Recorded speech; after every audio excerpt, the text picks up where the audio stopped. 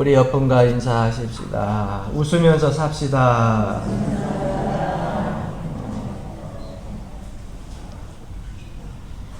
힘든 일들이 많이 겹치고 또 우리가 생각했던 대로 세계의 정세가 평안하게 돌아가는 것이 아니라 때때로 우리의 이마에 주름살이 낄 때가 있어요. 그래도 하나님 은혜 가운데 소망 가운데 사는 여러분들이 매일 웃을 수 있는 기쁜 소식들이 한 가지씩 두 가지씩 늘어나기를 주의 이름으로 간절히 축원합니다.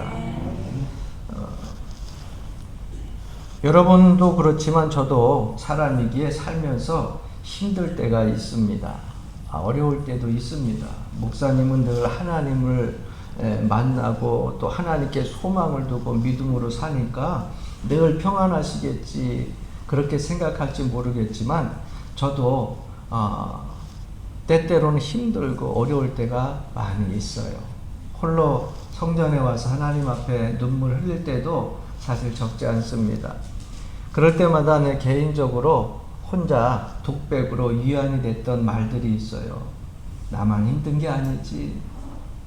나만 힘든 것이 아닐 거야. 남들도 다 힘들 거야.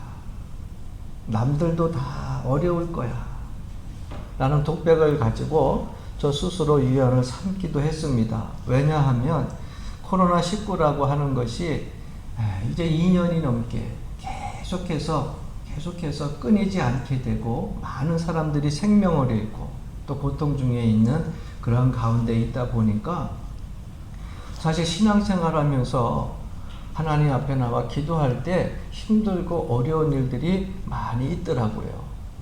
모여야 되는 기독교인들이 점점점 그 마음이 세상 밖으로 흩어지게 되고 세상에 나와서 사람 만나는 것들이 두렵고 떨리고 그러다 보니까 이 교회에서 신앙생활하는 많은 사람들이 하나둘 세상 속에 포함되어서 살면서 나오지 못하는 모습들을 보면 사실 이 목회자가 그때마다 마음이 아프고 슬퍼서 이 일을 어떻게 해야 될까? 텅 빈 예배당을 보면서 혼자 눈물을 흘리면서 가슴 아파할 때가 있습니다.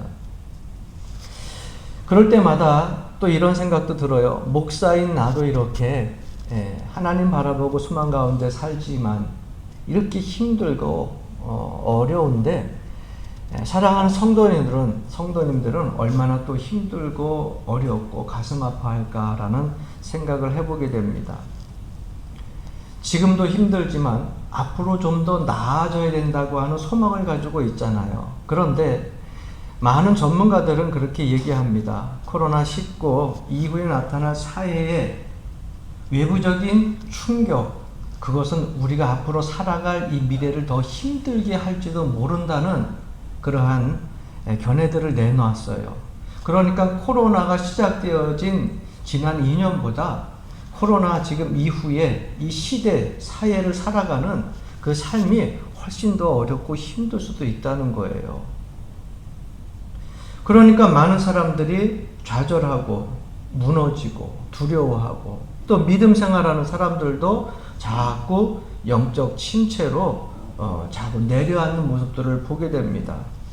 이러한 가운데 제가 할 수 있는 방법은 오직 한 가지밖에 없었습니다. 하나님 앞에 개인적으로 나와 하나님 앞에 기도하는 것, 그리고 어떻게든지 내 마음에 다시금 새 힘을 얻으려면 하나님 말씀 붙드는 수밖에 없어요. 늘 읽는 말씀이었는데 잠언서 4장 23절을 읽는 가운데 내 마음은 하나님과 은혜로 큰 위로를 받게 되었습니다. 이 잠언서 4장 23절 여러분도 잘 아는 말씀이에요. 모든 지킬 만한 것 중에 더욱 내 마음을 지키라. 생명의 근원이 이에서 남이니라. 마음이 무너지면 다 무너져요. 마음이 무너지면 정신도 무너지고 그리고 영적인 우리의 신앙적인 삶도 무너지게 됩니다. 그래서 하나님께서는 말씀을 통하여서 모든 지킬 만한 것 중에 따라합시다. 더욱더 내 마음을 지키라. 할렐루야. 우리의 마음을 이전에도 그렇지만 이 코로나 시대 이후에 더 힘든 충격들이 올 이러한 시대에 마음을 잘 믿음으로 지켜야 될 줄로 압니다. 그래야 우리가 신앙생활 하는 가운데 승리할 수 있어요. 결국 저는 이 말씀을 읽다가 그래, 말씀이 해답이다. 말씀이 마음의 치료제구나. 마음에 아팠고 마음에 슬펐고 마음에 어려웠던 그런 상황들이 기도하며 하나님 말씀을 읽을 때 하나하나 내 마음속에서 회복의 역사가 일어나고 정리가 되어지고 다시금 소망이 불릴 듯 일어나는 것을 깨닫게 되었습니다. 사랑하는 성도 여러분, 여러분도 하나님의 말씀과 기도로 이 어려운 시기를 잘 극복하기를 주 이름으로 간절히 축원합니다. 세상 사람들은 이러한 문제를 가지고 흔히 스트레스다 이렇게 얘기를 해요. 근데 여러분, 스트레스라고 하는 것을 라틴어 원어에 보게 되니까 팽팽하게 조인다 라고 하는 뜻이 있더라고요. 그래서 우리가 아는 현악기들이 있죠. 그 현악기들을 팽팽하게 쪼여. 그것이 스트레스예요. 그런데 이 스트레스라고 하는 것이요, 사람을 살리기도 하고 사람을 죽이기도 해요. 우리는 흔히 스트레스 얘기할 때에 죽이는 그러한 쪽만 생각을 하는데, 스트레스에는요 두 가지 방향성이 있어요. 현악기, 특히 그 줄을 탱탱하게 당겨 가지고서 음을 잘 맞추게 되면 그 현악기에서요 아름다운 곡조, 음악 소리를 우리가 들을 수 있어요. 그 가락가락 뜯을 때에 들려오는 소리가 사람들 마음의 위로가 되게 되고 소망이 될 수 있어요. 그런데 너무 그 현악기의 줄을 땡땡하게 당기다 보면 어떻게 됩니까? 딱 하고 끊어지는 거예요. 스트레스라고 하는 것이 이토록 긍정적인 면이 있고 부정적인 면이 있는데, 부정적인 면들은 뭐냐? 스트레스를 받게 되면 자꾸 우울해지는 거예요. 스트레스를 받게 되면은 자꾸 불안해지는 겁니다. 또 좌절감이 생기고, 더 나아가서는 자기의 삶을 포기하는 것까지 나아가게 된다고 하는 거예요. 그래서 이 스트레스라고 하는 것이 참 무섭구나. 오늘날 여러분, 사람들이 걱정하는 병 중에 하나가 있는데, 그것이 뭐냐면 암이라고 하는 병인데, 이 암이라고 하는 이 병이요, 우회 유전자적인 것도 있지만 가장 큰 것은요 스트레스라는 거예요. 이 스트레스의 특징은 뭐냐? 그건 누구도 피해갈 수 없다는 거예요. 저도 피해갈 수 없고요, 여러분들도 피해갈 수 없어요. 그래서 많은 사람들이 이 스트레스를 안고 사는데, 대부분 사람들 70%가 이 스트레스를 안고 살고, 직장을 다니는 사람들이 이 스트레스 때문에 50%가 직장을 그만둔다는 거예요. 그러니까 스트레스는 누구에게도 예외가 없다는 겁니다. 또 이게 부정적인 면에서는 이 스트레스가 사람의 건강을 빼앗아가는 그런 주범이라는 거예요. 그래서 스트레스를 이렇게 이야기를 합니다. 소리 없는 살인자. 보이지 않는, 소리 없는 그러한 살인자. 우울증, 만성 피로증후군, 면역력 약화, 자살, 이러한 것들의 주 원인이 되는 것이 바로 스트레스라는 거예요. 그래서 우리나라 사람들 지금 100세 시대라고 얘기하잖아요. 그죠? 100세 시대인데 60세 이전에 돌연사하는 사람들, 왜 100세까지 살지 못하고 60세 이전에 돌연사할까? 여러분, 그것을 조사해 보니까는요 90%가 과도한 스트레스 때문에 그렇게 돌연사하게 되더라는 겁니다. 그렇다고 하면 여러분, 코로나19 때문에 스트레스 받았을 것이요, 또 대선 끝났지만 여러분들 대선 전에 얼마나 스트레스를 많이 받으셨어요. 누구를 뽑아야 될까? 그런데 제가 요즘 주변 사람들을 만나서 그분들이 서로 이야기하는 것을 들어보니까, 대선 끝나고 났는데 끝난 것 때문에 스트레스 받는 사람들이 있어요. 왜? 내가 찍은 사람이 안 됐다고. 앞으로 또 찍힌 사람이 어떻게 이 나라를 끌어갈 건지 걱정하면서 스트레스 받는 사람이 있어요. 산불 지나? 여러분 지금 최장 기간 동안 불이 진화가 되지 않고 있잖아요. 네? 비가 좀 더 와야 되는데 비가 조금 오다 마니까 좀 더 와야 되는데 아직도 진화가 다 완전히 진화가 되지 못했잖아요. 세계적인 정세를 보게 되면 SNS에 계속 올라오는 영상이나 소식들을 보게 되면 그저 세계에서 전쟁 때문에 계속해서 우크라이나, 러시아 이런 데서 일어나는 전쟁의 그 비참한 현상들 이것들이 계속 소식으로 올라오잖아요. 그러니까 이러한 소식들 하나하나가 우리의 삶 속에서 다 스트레스가 되는 거예요. 그러니까 이런 스트레스가 우리가 겪지 않으려고 아무리 노력해도 눈에 보이니까요. 들리니까는요. 내 삶 주변에서 자꾸 일어나니까 여러분 이건 피해갈 수가 없어요. 그렇다면 이것이 부정적인 면에 있어가지고 나에게 악한 영향을 미칠 텐데 우리는 이 스트레스를 좀 긍정적인 면으로 여러분 변화시켜가지고 여러분 삶들 속에서 도전적인 삶으로 또한 성취되는 삶으로 그리고 회복되어지는 삶으로 나아가야 할 필요가 있다고 생각합니다. 그래서 성경 말씀을 읽다 보니까 예수님께서 어떻게 이 땅에 오셔서 어떻게 사셨는가라고 하는 그 일상을 살펴보니까는요 조금씩 그 안에서 해답이 보이기 시작하더라고요. 여러분 예수님의 일생을 잘 들여다보면은 먼저 첫 번째로 예수님은요 되게 분주한 삶을 사셨어요. 끊임없는 사역으로 쉴 틈이 없으셨어요. 가르치는 일, 또 질병과 또 약한 자들을 찾아가서 위로하고 또 치유하는 일 뿐만 아니라 저 천국의 복음을 전하는 일, 그 사역의 양은요 사실 몸이 10개라도 부족한 그런 상태였어요. 그래서 누가복음 4장 오늘 본문 말씀 읽은 이 본문 속에서는요 예수님의 분주한 모습이 잘 나타나 있습니다. 오늘 본문 40절 말씀에 보게 되면 해질 무렵에 사람들이 온갖 병자를 데리고 나오매 예수께서 일일이 그 위에 손을 얹으사 고치시니 말씀하고 있고 또 42절 말씀에 보게 되면 날이 밝음에 예수께서 나오사 한적한 곳에 가시니 무리가 찾다가 만나서 자기들에게서 떠나지 못하게 만류하려 하매라고 하는 말씀이 기록되어져 있어요. 이 말씀에 보게 되면은요 해질 무렵에라고 하는 것은 해질 무렵 저녁 시간대 해가 진 다음에만 온 것이 아니라 그 이른 아침부터 하루 종일 그리고 해가 져 가는데 해지는 거 해가 다 넘어가는 그런 가운데서도 사람들이 온갖 병자들을 다 데리고 누구에게로 왔다고요? 예수님께로 왔다고요.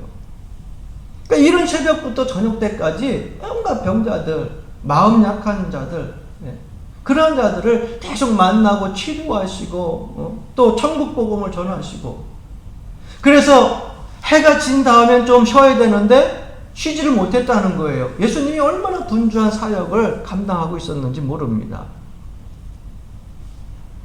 그래서 좀 이른 아침에 일어나서 예수님이 좀 한적한 곳을 찾아가십니다. 그런데 무리들이 또 찾아와 가지고서요 예수님 떠나갈까봐 떠나가지 못하게 붙들어요. 그러니까 예수님께서는 정말 분주한 삶을 사셨어요. 그래서 예수님도 그 분주한 삶 속에서 적지 않은 스트레스가 있었을 것이란 말이죠. 여러분 이 세상은요 쉴 새 없이 바빠요. 얼마나 바쁜지 몰라요. 남편은 남편대로 바쁘고 엄마는 엄마 아내대로 바쁘고 자녀는 자녀대로 바쁘고요. 누구 하나 바쁘지 않은 사람이 없어요. 얼마나 바쁜지 몰라요. 그런 바쁜 삶을 살고 있는데 그런 바쁜 삶을 쉴 새 없이 살다 보니까는요 그 분주함 속에서 스트레스를 나도 모르게 받는 겁니다. 그런데 더 큰 문제는 두 번째 예수님은요 늘 유대인들의 비난과 반대 그리고 협박 그리고 위협에 시달렸다고 하는 것입니다. 예수님을 정말 힘들게 했던 것은요 분주함이 아니었어요. 바쁜 것이 아니었어요. 그것도 물론 때때로는 스트레스가 될 수도 있었지만 더 힘든 것은 뭐냐? 같은 동족인 유대인들이요 핍박을 하고 비난을 하고 반대를 하고 조롱을 하고 고소를 하고 이러한 것 때문에 예수님께서는 너무나 많은 스트레스를 받으셨을 것이란 말입니다. 누가복음 6장 11절의 말씀에 보니까는요, 그들은 노기가 가득하여 예수를 어떻게 할까 하고 서로 의논하니라. 예수님 하시는 일들이 천국 복음을 전하는 일이고, 병든 자들을 고치는 일이고, 약한 자들을 위로하는 일들인데 그것이 못마땅한 거예요. 그래서 예수님을 반대하는 그런 사람들이요, 일일이 그 하는 일에 시비를 거는 거예요. 여러분, 신앙생활을 하는데 내가 믿음생활 좀 잘하고, 그리고 봉사생활도 잘하고, 기도생활도 잘하고, 헌신생활도 잘하고, 그렇게 하고 있는데 꼭 그것 가지고서 별것 아닌 것 가지고서 시비 거는 사람들이 있잖아요. 그래서 열심히 봉사하고 헌신하고 기도하다가 시험 드는 사람들이 있어요. 그런데 여러분 보십시오. 예수님이 그런 분주한 삶 속에서 동족들의 비난과 시기를 받았는데도 예수님의 삶을 보니까 예수님은 평온한 삶을 유지하더라고요. 어떻게 이럴 수 있을까? 그냥 예수님이니까 그럴 수 있지 이렇게 얘기하지 말고요. 예수님도 인성을 가지고 이 땅에 오셨잖아요. 사람의 모습을 가지고 왔기 때문에 우리가 똑같은 인성을 가지신 분이거든요. 그러니까 누가 나쁜 소리 하면 상처받는 건 똑같은 거예요. 그런데 예수님은 그렇게 시기하고, 그리고 그 사람들이 불만을 가지고 토로하면 어떻게 해서든지 고소하고, 그렇게 계속해서 못 살게 구는데도 예수님의 삶은 보게 되면 항상 질서가 있어. 예수님의 삶은 항상 평온해.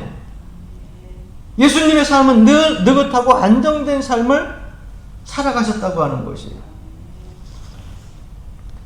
이 모습을 보면서 예수님도 스트레스를 받았지만 예수님은 이 스트레스를 잘 관리하실 수 있는 비결이 있었다고 하는 것입니다.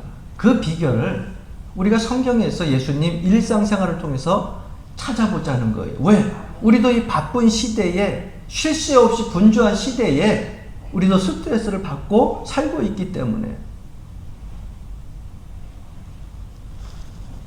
여러분들은 이런 스트레스가 여러분 삶 속에서 찾아오게 되면 어떻게 해결합니까?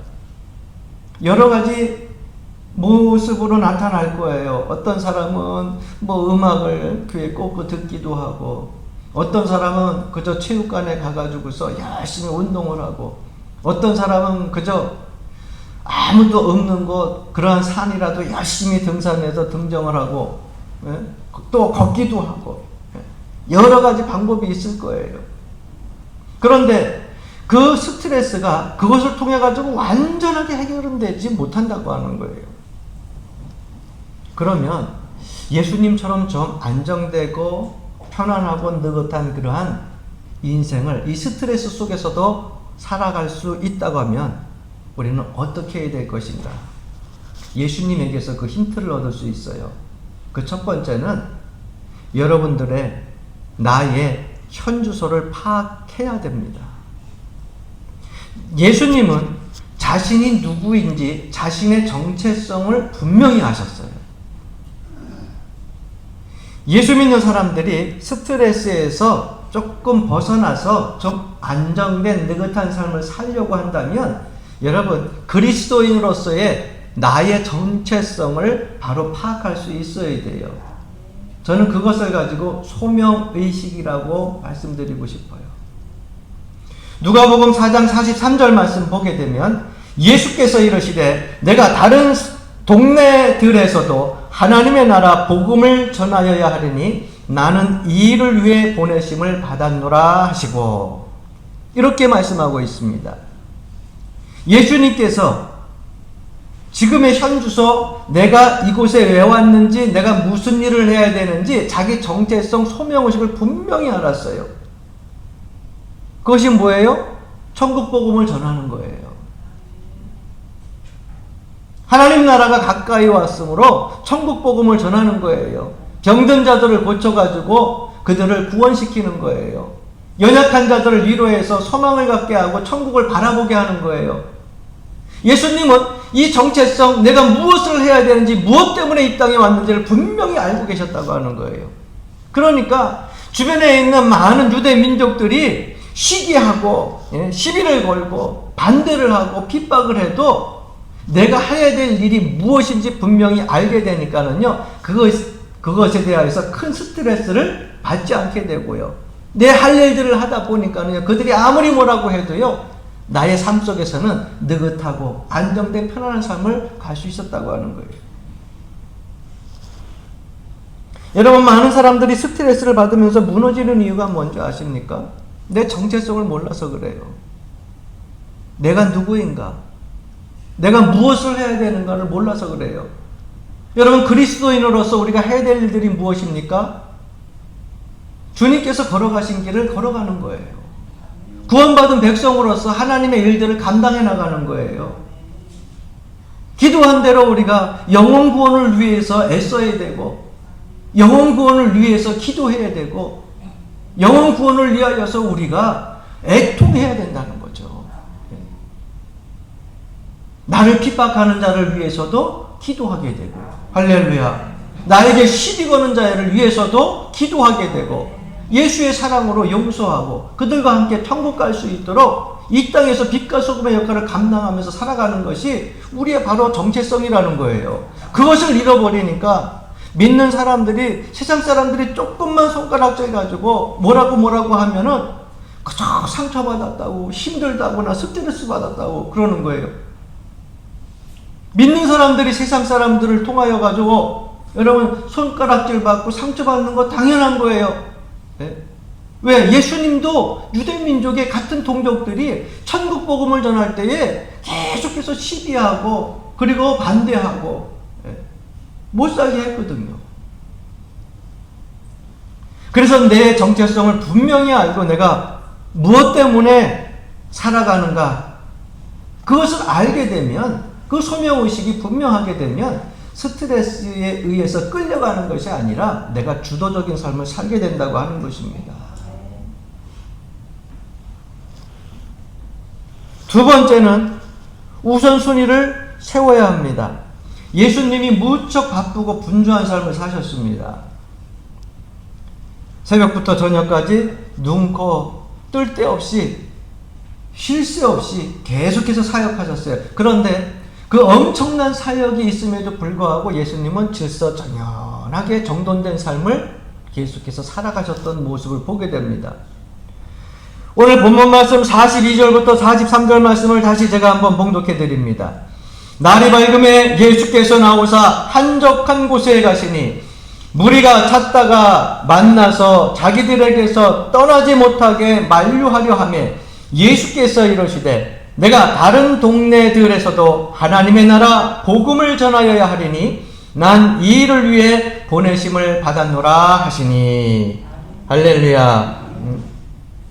이 분주함 속에서도 예수님이 여유 있는 삶을 살 수 있었던 비밀 병기는 뭐냐? 우선순위가 분명했어요.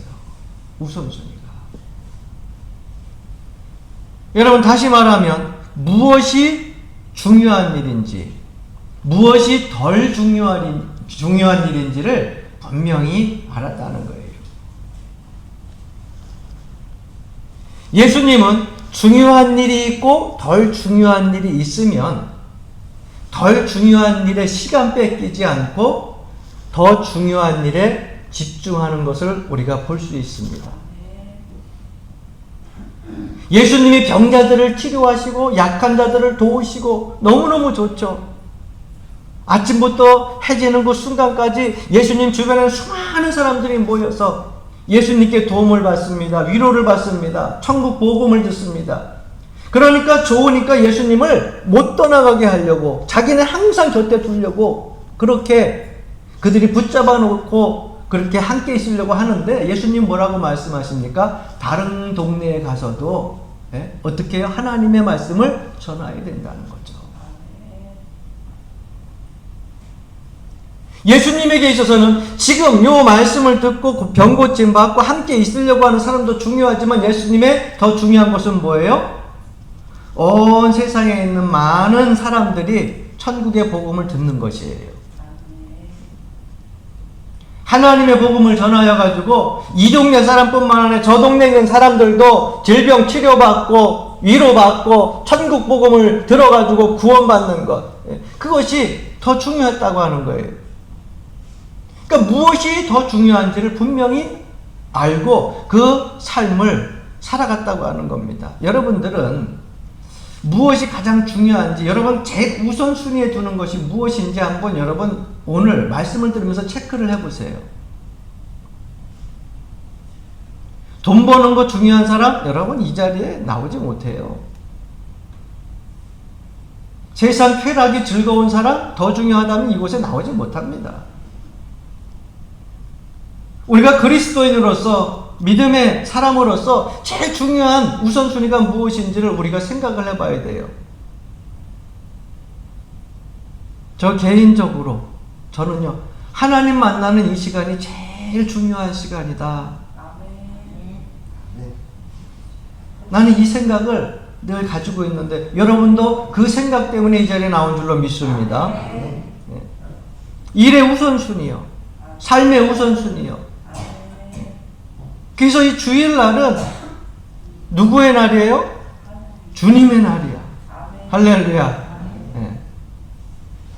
내가 하나님 앞에 예배하는 날이고, 내가 하나님 앞에 경배하는 날이고, 내가 하나님께 내 마음을 다하여서 육신의 힘을 다해서 섬기는 날이고, 그리고 그 하나님의 은혜로 우리는 위로를 받고 소망을 받는 날, 하나님 만나는 날, 이 날이 최우선순위가 되어야죠.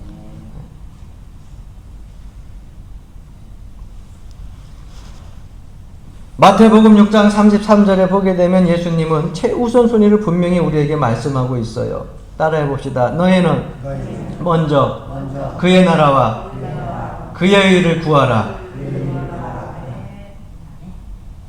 너희는 그 나라와 그의 의를 구하라가 아니라 너희는 먼저 최우선순위라는 거예요.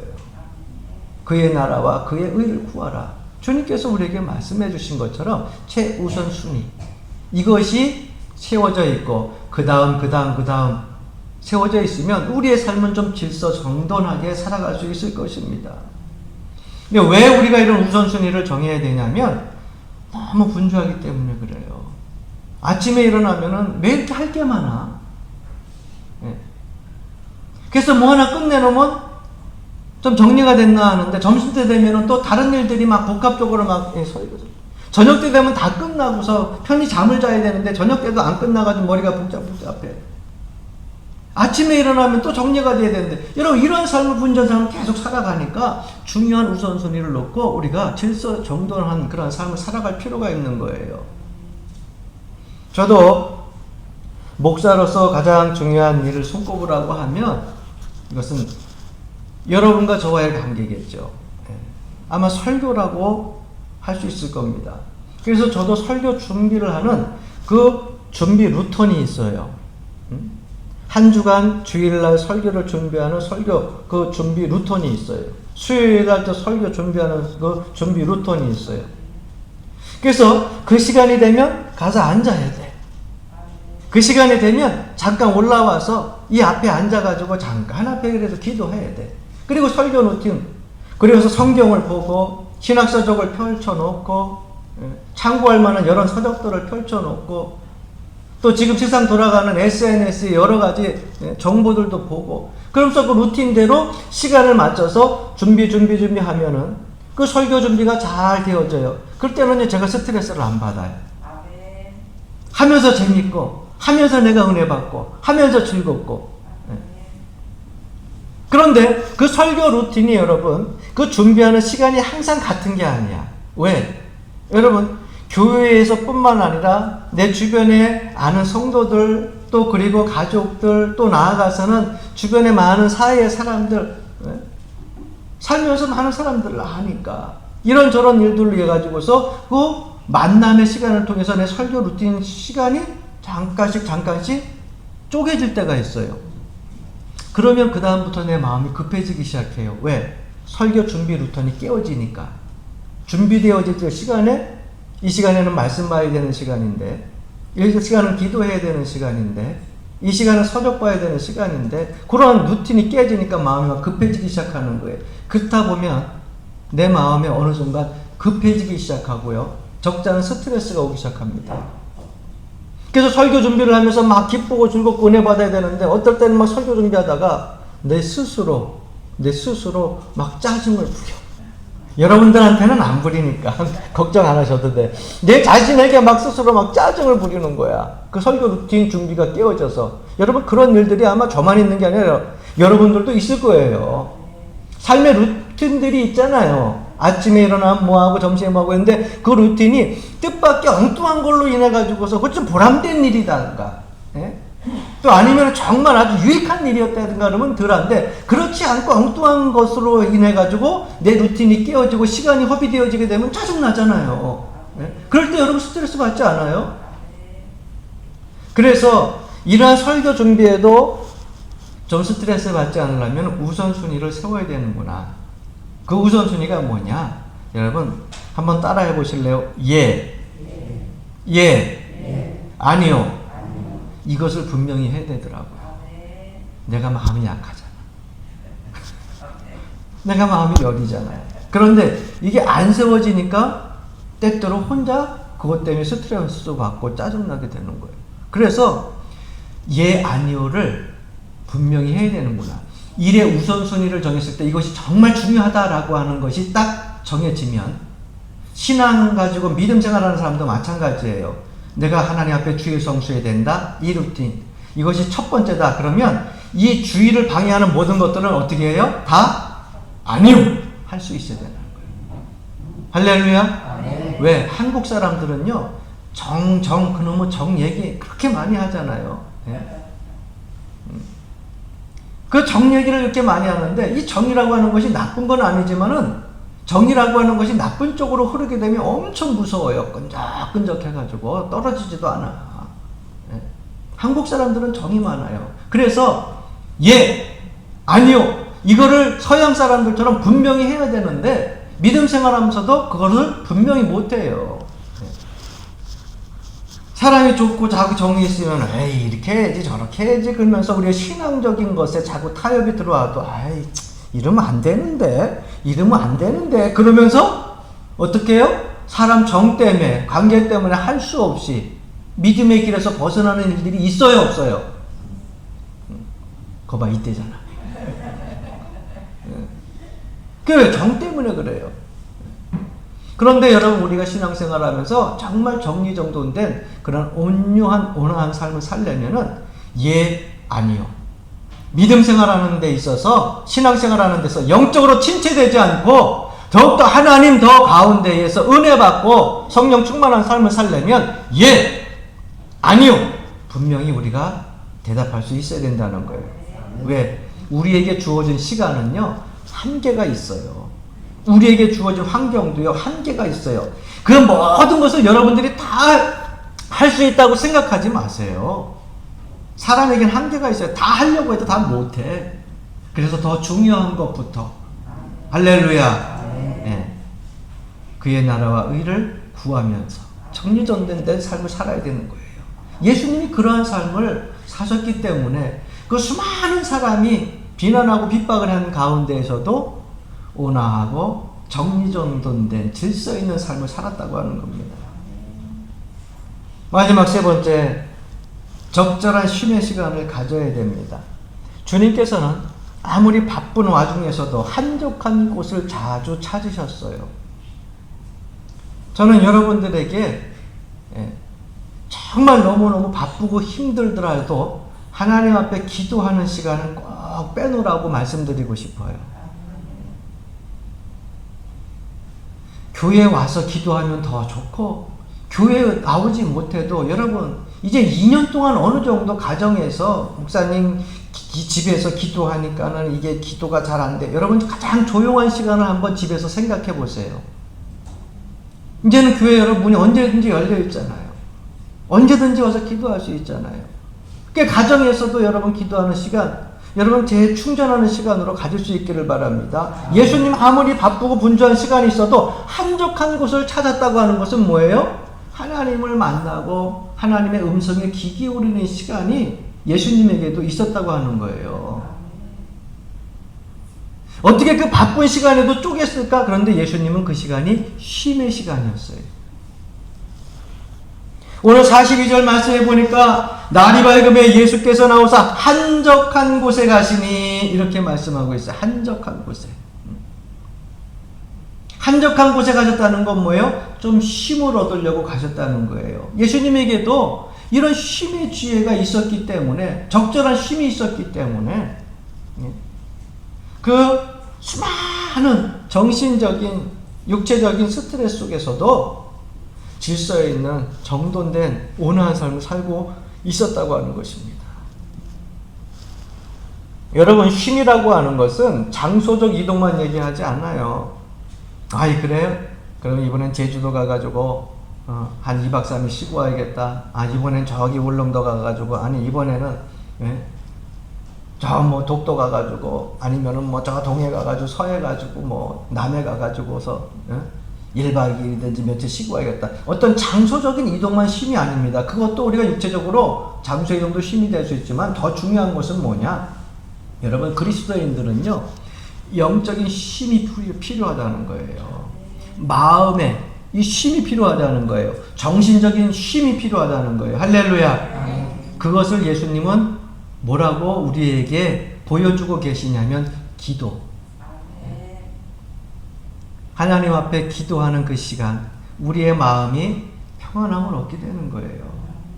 막 분주하고 막 내 마음이 막 그냥 쿵쾅쿵쾅거리고서 일어나는 이 마음 걷잡을 수 없어가지고 화가 나고 두렵고 상처받고 떨리고 여러 가지 상황 속에 이런 마음들을 막 어쩔 줄 모를 때, 여러분, 그 마음 해결할 수 있는 방법이 뭐예요? 저는요, 여러분, 목사라서 이런 것이 아니라 하나님 앞에 나와가지고 그저 제단에 앉아서 다 앉아서 그저 하나님, 아니면 내가 십자가 바라보고 찬송 한 곡조 그렇게 하고 잠깐 앉아있는 그 자리에, 하나님을 생각하고 앉아있는 그 자리에 앉아있게 되면요, 진동치던 이 마음들이요 서서히 가라앉게 되고요, 이 마음이 어느 순간에 서서히 위로가 되는 것을 느낍니다. 여러분, 하나님 앞에 기도하면 하나님이 위로해 주시잖아요. 하나님이 여러분들 와가지고서 하나님 부르는데 막 꾸중하고 나무래요? 아니잖아요. 내 마음을 이미 다 아시는 바 된 하나님이요, 위로해 주셔요.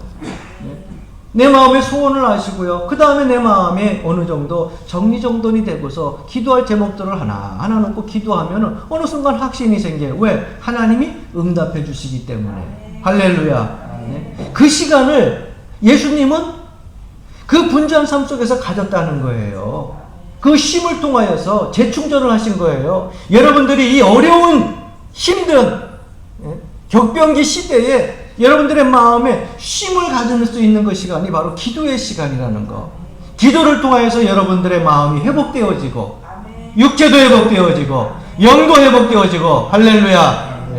하나님의 위로와 소망을 누릴 수 있기를 바랍니다. 예수님은 이러한 모습을 가지고서 주어진 소명의식을 잘 완수하셨어요.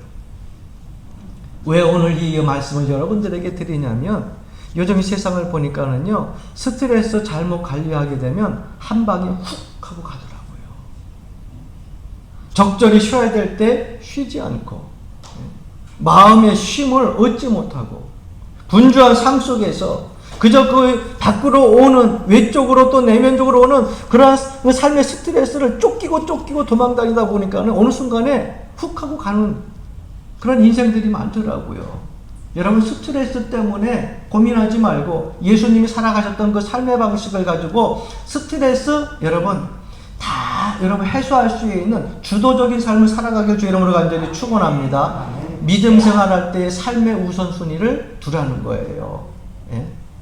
신앙의 삶의 우선순위를 두고요, 영적인 그 삶의 신앙 순위의 우선순위를 두고 하나님 앞에 기도의 재충전의 시간을 갖게 되면 이러한 것으로부터 벗어날 수 있다고 하는 사실을 깨달으시길 주님으로 간절히 축원합니다. 왜? 예수님이 그렇게 사셨으니까 되더라는 거죠. 그러면 우리도 될 수 있는 거예요. 할렐루야. 사랑하는 성도 여러분, 오늘 이 말씀을 통해서 스트레스 때문에 무너지고 또 상처난 여러분들의 마음이 하나님의 은혜와 사랑으로 치유되고 회복되어지기를 주 이름으로 간절히 축원합니다.